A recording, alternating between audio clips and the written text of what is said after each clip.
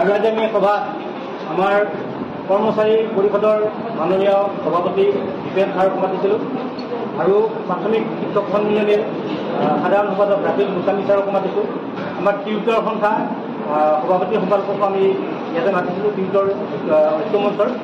এতিয়া কথাটো হ'ল আমি অপাধিকৃত শিক্ষক কৰ্মচাৰী অৱস্থাই দীৰ্ঘদিন আন্দোলন প্ৰতিবাদ কৰি আছোঁ আৰু তাৰপিছত 2022 চনৰ 20 অক্টোবৰৰ পৰা মাননীয় মুখ্যমন্ত্ৰী মহোদয়ৰ প্ৰতিশ্ৰুতিৰ এটা শৃংখলা আৰম্ভ হৈছে আৰু 2022 চনত আমাৰ লগত আলোচনা কৰি তেওঁ প্ৰায় 4 বছৰ কাল এটা নিৰ্দিষ্ট দূৰত অৱস্থান কৰি এতিয়া 2025 চনৰ জানুৱাৰী মাহৰ প্ৰথম সপ্তাহতে তেখেতে ছ'চিয়েল মিডিয়াত প্ৰথমতে এটা ঘোষণা কৰিলে যে প্ৰাথমিকৰণ সম্পৰ্কত তেওঁ এটা ভাল খবৰ দিছে আৰু তাৰপিছতে তেওঁ কেবিনেট বৈঠক কৰি কেবিনেট বৈঠকৰ পিছত এখন কেবিনেট উপ সমিতি বনাইছে। উপ সমিতি বনাই দি তাৰপিছত প্ৰাথমিকৰণৰ প্ৰক্ৰিয়াটো আৰম্ভ কৰিম বুলি ক'লে। এতিয়া এই কোৱা কথাখিনি অকল তেওঁ এই এখন সংবাদ মেলতে নহয়, অসমৰ বিভিন্ন মঞ্চত এই কথাখিনি কৈ আছে। আমি মাননীয় মুখ্যমন্ত্ৰী মহোদয়ক সদৌ অপাধিকৃত শিক্ষক কৰ্মচাৰী সংস্থাৰ তৰফৰ পৰা আন্তৰিক শ্ৰদ্ধা জনাইছোঁ, ধন্যবাদ জনাইছোঁ যে এই দুৰ্ভগীয়া শিক্ষকসকলৰ এটা ন্যায় দিব বিচাৰিছে। কিন্তু আচৰিত মানিছোঁ যে এই কথাবিলাক এতিয়াও আচলতে কথাৰ ফুলদাৰীৰ মাজত আবদ্ধ হৈ আছে। 8 মাহ সময় মাননীয় মুখ্যমন্ত্ৰী মহোদয়ক কিয় লাগে এই প্ৰাদেশিকৰণৰ প্ৰক্ৰিয়াটো আগুৱাই লৈ যাওঁতে। আৰু আচৰিত মানিছোঁ এইটো কথা যে প্ৰাদেশিকৰণ কৰিম বুলি তেখেতৰ শাসনৰ শেষৰটো বছৰ, যিটো বছৰত তেখেতৰ শাসন নকৰিব, এই শেষৰ বছৰটোৰ শেষৰখন বিধানসভাৰ অধিৱেশনলৈ তেওঁ সাঁচি কিয় লাগিছে আইন সংশোধনৰ প্ৰক্ৰিয়াটো। এই কথাটো আমাৰ কাৰণে এটা কৌতূহলী আছে। আৰু এইটো কথাও মানিছোঁ মাননীয় মুখ্যমন্ত্ৰী মহোদয় তেখেতখন ডাইনামিক মুখ্যমন্ত্ৰী আৰু আমি আশা কৰিছোঁ যে তেখেতৰ যাতে এই প্ৰতিশ্ৰুতি ৰক্ষা কৰে। আমি বহুত আশাৰে বাদ চাই প্ৰশিক্ষক কৰ্মচাৰীসকলে যে তেখেতে এই 8 মাহটো তেওঁ পঞ্চায়ত নিৰ্বাচনৰ আগত কৈছিল যে উন্নয়নৰ বোলে তেখেতৰ মানে যিখন গাড়ীখন হেনো বোলে পঞ্চায়ত নিৰ্বাচনৰ পিছত 120 কিলোমিটাৰ দূৰত মানে বেগত চলিব। আমি আশা কৰিছোঁ যে 120 কিলোমিটাৰ মানে বেগত চলাই হ'লেও আমাক প্ৰাদেশিকৰণটো 2025 চনত লাগিব। যদি আমি ভাবিম বিধানসভাৰ আগন্তুক যিখন বিধানসভাৰ তেখেতে আইন সংশোধন কৰিম বুলি কৈছে, আমি বিচাৰিছোঁ যে তেখেতে যিহেতু ইয়াতকৈ বহুত ডাঙৰ কাম, অসমত বহুত ডাঙৰ কাম তেখেতে কেবিনেটত সিদ্ধান্ত কৰি আছে। এই নিমিত্তমাত্ৰ শিক্ষানুষ্ঠানৰ শিক্ষকসকলক তেখেতে কেবিনেটত আলোচনা কৰি সিদ্ধান্ত কৰি আমাক প্ৰাদেশিকৰণৰ যিখিনি যাৱতীয় কাম কাজ, বিভিন্ন কাম কাজ, এই কাম কাজ নিমিত্তে আগনবঢ়ায়। আমি জানো 2011 চনত আইন বনাই 13 চনত প্ৰাদেশিকৰণ কৰিছে, 2017-18 চনত আইন বনাই 21 চনত প্ৰাদেশিকৰণ কৰিছে। কেনেকৈ বিশ্বাস কৰিম যে 2025 চনৰ অক্টোবৰ মাহত আইন সংশোধন কৰি 25 চনৰ ভিতৰতে আমাক প্ৰাদেশিকৰণ কৰিব? এই কথাষাৰ মুখ্যমন্ত্ৰী মহোদয়ে আমাক আনুষ্ঠানিকভাৱে বুজাই দিব লাগে। ধন্যবাদ।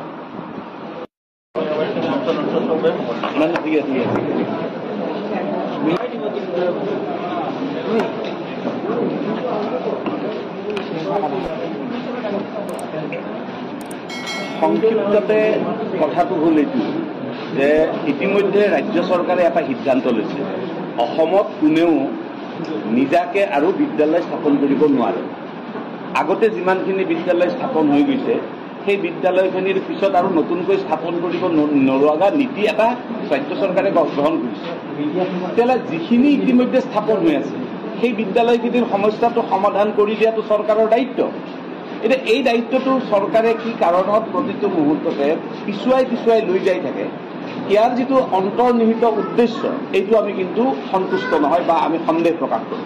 ইয়াৰ উদ্দেশ্য এটাই যে এই বিদ্যালয়বিলাকত যিসকল ছাত্ৰ ছাত্ৰী অধ্যয়ন কৰি আছে, এই অধ্যয়নৰত ছাত্ৰ ছাত্ৰীসকলে এই বিদ্যালয়বোৰ এৰি গুচি যাওক আৰু এই বিদ্যালয়বোৰ এৰি গুচি গ'লে এই বিদ্যালয়বোৰ নোহোৱা কৰি ক্ল'জাৰ কৰি দিব পাৰিব, ডাইচৰ পৰা নোহোৱা কৰি দিব পাৰিব, শিক্ষকসকলক বঞ্চিত কৰিব পাৰিব। অৰ্থাৎ বিদ্যালয় বন্ধ কৰাৰ যিটো কৌশলী ষড়যন্ত্ৰ তাৰো ই এটা অংশ হ'ব পাৰে বুলি আমি সন্দেহ প্ৰকাশ কৰোঁ। সেইবাবে আমি ৰাজ্য চৰকাৰক আমি এই কথাটো কৈছোঁ যে আইন সংশোধন কৰিব লাগে, যি ব্যৱস্থা কৰিব লাগে অতি শীঘ্ৰে এই ব্যৱস্থাখিনি কৰি এই শিক্ষক শিক্ষয়িত্ৰীসকলৰ জৰিয়তে ৰাইজে স্থাপন কৰা বিদ্যালয়খিনিৰ সুব্যৱস্থা এই 2025 চনৰ ডিচেম্বৰ মাহৰ ভিতৰত সমাপন কৰিব লাগে।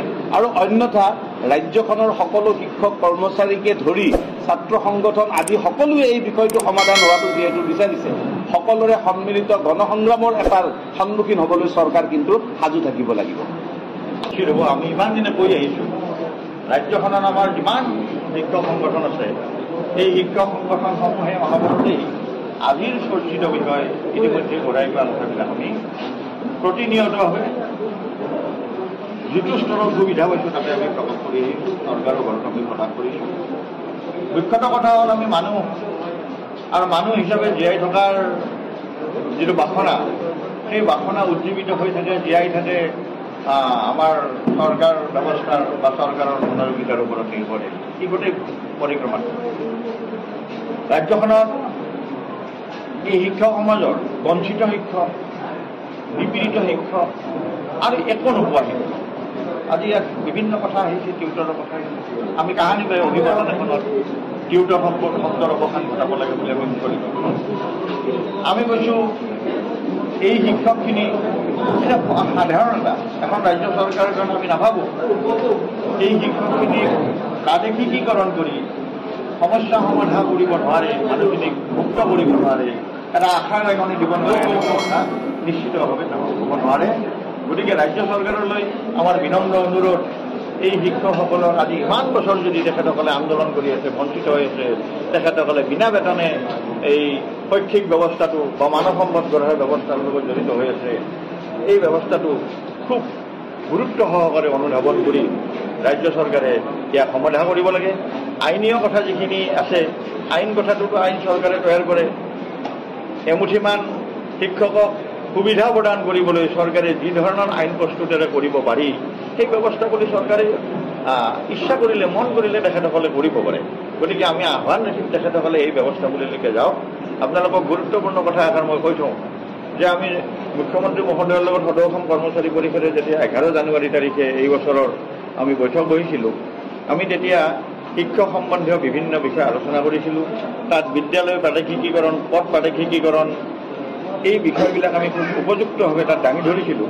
আৰু তেতিয়া মুখ্যমন্ত্ৰী মহোদয়ে সুকীয়াকৈ শিক্ষকৰ বিষয়ে আলোচনা বিলোচনা কৰি এটা সুসমাধানৰ কথা আশ্বাস নিশ্চিতভাৱে আমাক প্ৰদান কৰিছিল।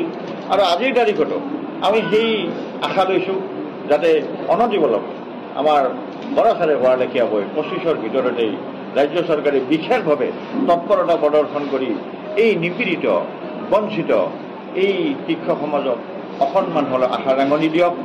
আৰু এই ক্ষেত্ৰত আমাৰ স্পষ্ট কথা, আমাৰ ৰাজ্যখনৰ সমূহ শিক্ষক সংগঠন আৰু আমাৰ সদৌ অসম কৰ্মচাৰী পৰিষদ, এই গোটেই ব্যৱস্থাৱলীয়ে তেখেতসকলৰ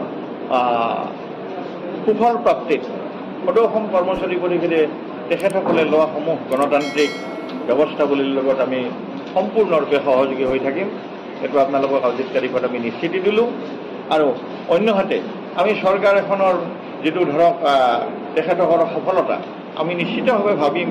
মুখ্যমন্ত্ৰী মহোদয় তেখেতে বিভিন্ন কঠিন সিদ্ধান্তবিলাকক সমাধা কৰাৰ যিহেতু সামৰ্থ্যৱান, আমি এই মুহূৰ্তত আজিৰ সভাৰ জৰিয়তে এইটো আশা এইকাৰণে ৰাখিছোঁ যে তেখেতসকলে এই বঞ্চিত শিক্ষকখিনি সফল প্ৰাপ্তি, ন্যায় প্ৰাপ্তি প্ৰদানেৰে তেখেতৰ এই যিটো কৰ্মকুশলতা আৰু মহানুভৱতা, এই মহানুভৱতাখিনিক তেখেতে আগুৱাই লৈ যাব।